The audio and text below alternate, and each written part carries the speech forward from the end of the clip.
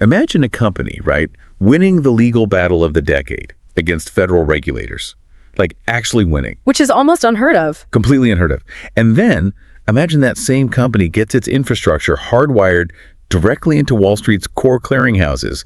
They secure multiple SEC-approved ETFs, and they get the ultimate regulatory green light. You would expect the price of that asset to just, go absolutely parabolic. Oh, yeah, you'd think it would explode, but instead the price drops. It drops. And that is exactly what is happening with XRP today. Today's March 27th, 2026. Welcome to the Deep Dive. Glad to be here. So for you listening, we're looking at this massive stack of financial analyses, on-chain data charts, legislative updates. We've got sources from European Business Magazine, Finance Magnates, 24/7 Wall Saint.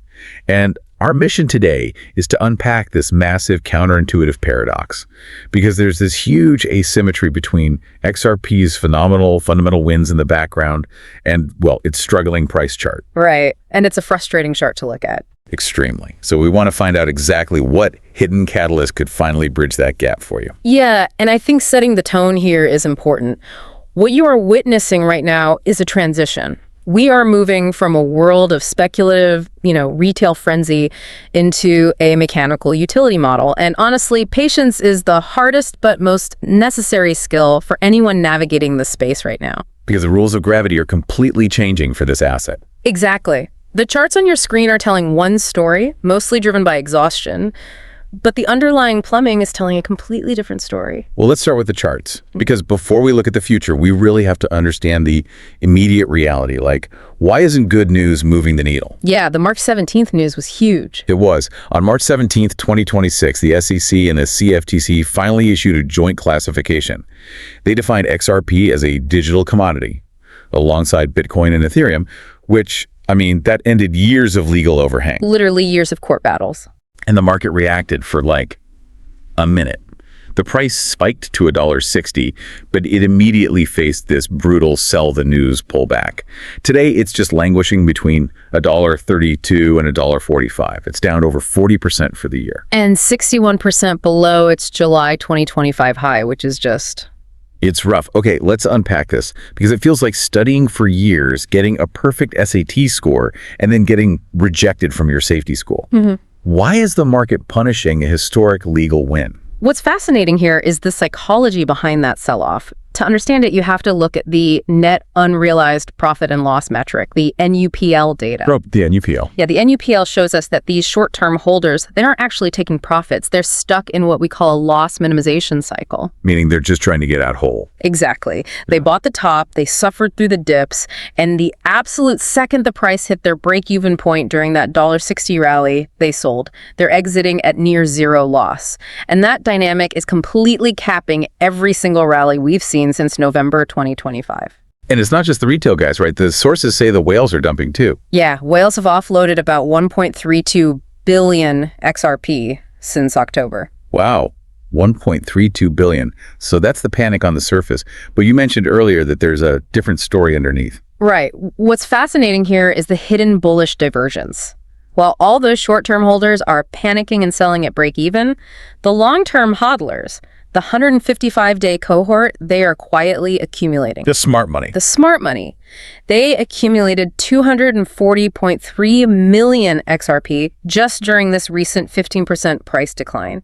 They're quietly building a massive floor. At what price points? The on-chain clusters showed dense accumulation between $1.26 and $1.37. That is their cost basis. They are building a fortress there. Okay, so the reason the smart money is buying up all this XRP despite the terrible price action is because they aren't looking at the charts, right? They're looking at the plumbing. They're entirely focused on the plumbing. So let's talk about the institutional stack.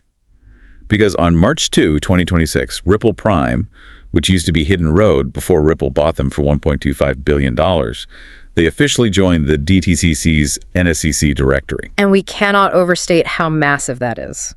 Right. It connects traditional Wall Street post-trade clearing infrastructure directly to the XRP ledger for the very first time. Yeah, the DTCC is the beating heart of global finance. And David Schwartz, Ripple's CTO, he reacted to this on social media with that cryptic Forrest Gump meme. just running relentlessly across the country with no clear stopping point. Which perfectly encapsulates their strategy. They are just building, building, building. And you see it in the ETF space, too. Yeah, let's look at the ETFs. We have 7 U.S. spot XRP ETFs live right now. They've absorbed $1.44 billion so far. Right. Franklin Templeton launched one with a crazy low fee, like 0.19%. That total fee war. And Goldman Sachs is holding, what, $153.8 million across those funds? Right. But here's the disconnect again. The weekly inflows have slowed drastically. They went from $43 million a week down to under $2 million. And BlackRock, the biggest player in the room, is notably absent. Yeah, the BlackRock absence is loud. So what does this all mean? We have this massive multi-lane superhighway built directly into Wall Street. The clearinghouses are connected. The fees are basically zero. Why are there no cars on it yet? Why have the ETF inflows dried up? The CEO of Canary Capital actually touched on this in one of the reports. He noted that BlackRock is likely waiting for the aggregate XRP ETF market to hit $3 billion in proving demand before they step in. They don't need to be first. They just need to be the biggest when they arrive. Exactly. But to answer your bigger question about why the highway is empty in financial infrastructure, clumbing always comes before price. Always. You don't route trillions of dollars of global wealth based on an exciting press release. Institutions are waiting for ultimate, unquestionable statutory certainty, which leads us directly to the legislative hurdle. The ticking clock. Because the plumbing is built, the pipes are laid, but Congress is the final valve holding the water back. That's the reality of it. And today is a huge catalyst. Today, March 27, 2026, the SEC faces a final deadline to rule on a batch of spot XRP ETFs.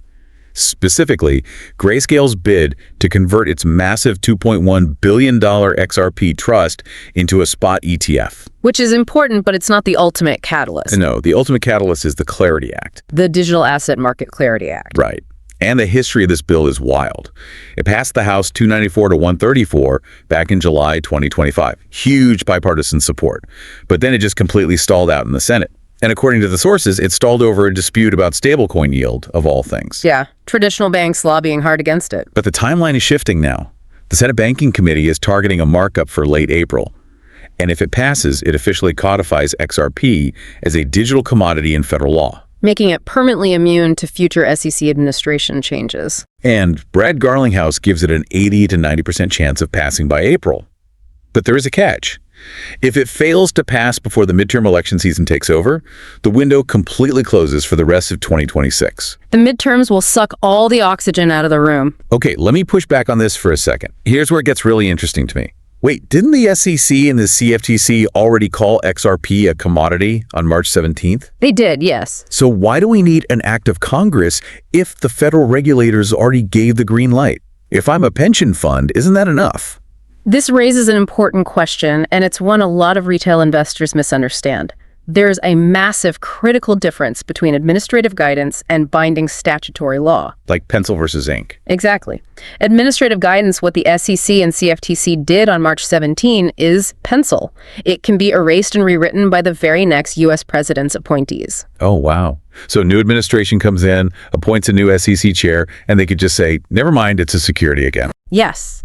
And conservative pension funds, sovereign wealth funds.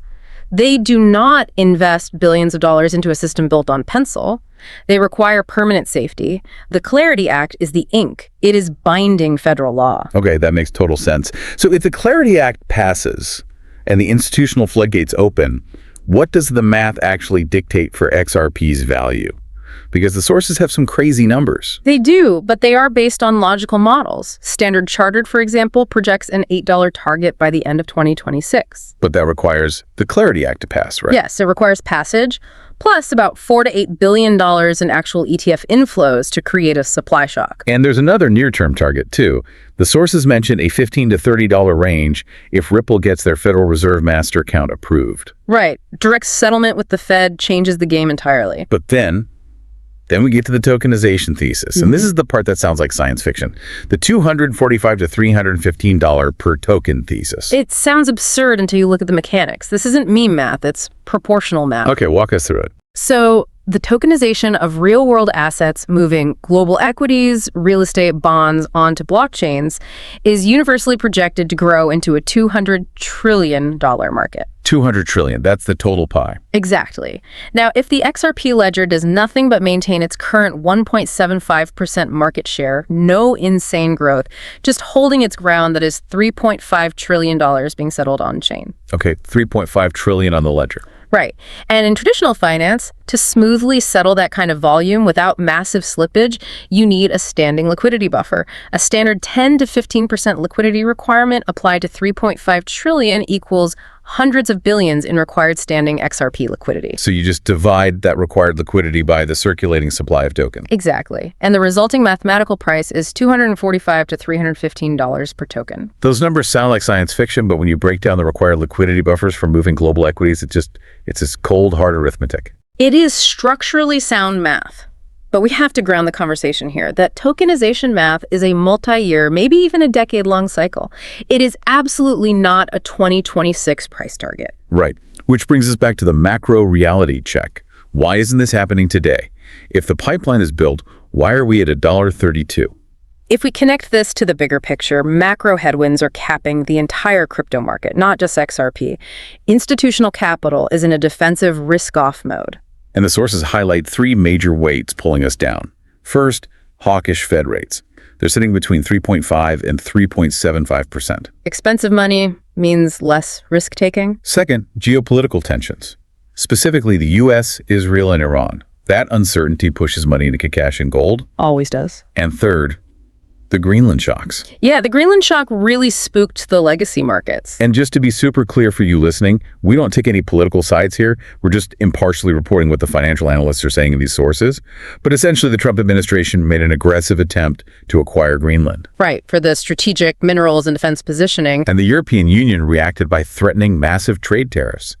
This threat of an unexpected US-EU trade war sent a shockwave through the markets. It triggered capital flight. People liquidated risk assets. So for 2026, holding that 1.26 technical floor is honestly the only thing that matters while we weather these macro storms. So to summarize all this for the listener, XRP is trapped in this wild paradox right now. Its price action is just suffering from retail exhaustion, the NUPL loss minimization cycle, and major macroeconomic fear. But at the exact same time, its underlying infrastructure has never, ever been stronger. DTCC integration, ETF fee wars, the SEC and CFTC commodity status. It's all there. Everything hinges on that April Clarity Act markup. And why should you, the listener, care about this? Because you are watching the real-time transition of an asset from a speculative retail token to a piece of heavily regulated institutional Wall Street plumbing. It's a once-in-a-lifetime structural shift. It really is. Yeah. But before we wrap up, we have to leave you with one final provocative thought based on these legislative reports, because this blew my mind. Oh, the supply shock paradox. Yes. So the Clarity Act defines a mature blockchain, which is the status required to get that permanent legal safety as a network where no single entity controls more than 20% of the token supply. Which is a huge problem for Ripple. Exactly. Because the elephant in the room is that Ripple currently holds roughly 34% of XRP in their corporate escrow. Which means they're 14% over the legal limit. So to get the very legislative clarity that could send the price skyrocketing and open the institutional floodgates, Ripple might be legally forced to fundamentally restructure. They might have to divest or even burn billions of their own tokens just to get under that 20% threshold. It's the ultimate catch-22. It really is. What happens to the price of an asset when the ultimate legal victory literally requires the largest supply shock in its history? It's something to mull over. Definitely keep an eye on Washington this April. Absolutely. Thanks for joining us on this deep dive.